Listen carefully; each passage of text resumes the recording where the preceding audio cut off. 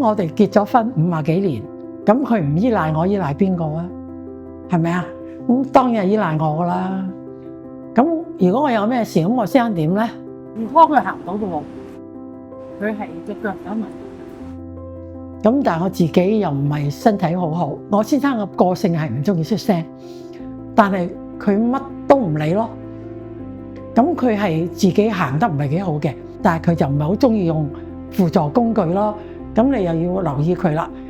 我出1個鐘頭街打10次電話嚟咯，咁就令到我個人好猛整，好燥。有時我自己想去放鬆下，就唔敢嘅。咁你話去旅行啊，更加唔可以啦。你驚唔驚到我唔揾嘢啊？我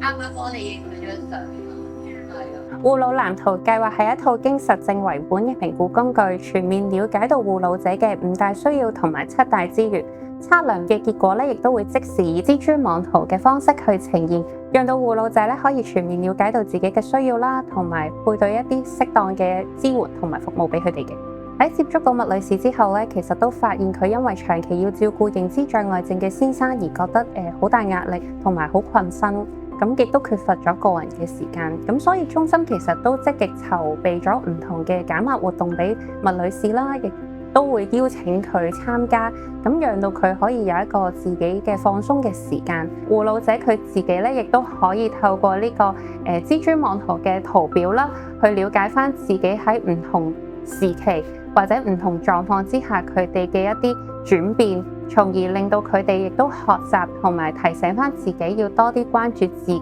嘅狀況。阿思慧姑娘咧就俾我喺佢哋飯堂度搭食，咁起碼我2餐都解決咗啦，咁亦都有一個發泄嘅渠道啦，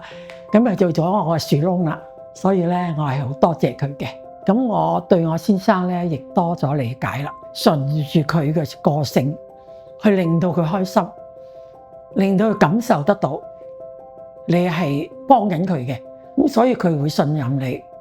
我都喺嗰情緒最低落個時間走咗出嚟，咁我自己都會知道我自己係乜嘢會令到我放鬆，我自己喜歡乜嘢，做咩事會令到我自己冇咁辛苦，係咪先？同埋令到我老公都冇咁辛苦，佢係中意啲乜嘢，咁我又可以氹下佢。喺未認識到咧護老藍圖2.0呢個計劃之前咧，我哋都慣常會用台灣同埋外國嘅一啲量表去了解翻照顧者嘅狀況同埋照顧者嘅壓力。當我認識咗護老藍圖呢套實證為本嘅工具之後咧，我發現我自己都可以更加精準啦，同埋有系統咁樣咧去了解到照顧者嘅需要，更加可以提供一啲更加適切嘅服務俾佢哋，從而大大提升於我哋對佢哋嘅支援。咁另外，其實呢套實證為本嘅工具咧，亦都好注重人嘅自主性啦，同埋優勢。咁所以我哋亦都好經常會鼓勵護老者共同參與一啲嘅決策，包括可能制定一啲嘅介入方案啦，同埋配對一啲合適嘅服務。咁其實呢一個做法咧，亦都令到我同個照顧者啦，其實建立到一個更加好嘅互信關係，同埋亦都提高翻咧護老者對於佢哋自己身份嘅認同感。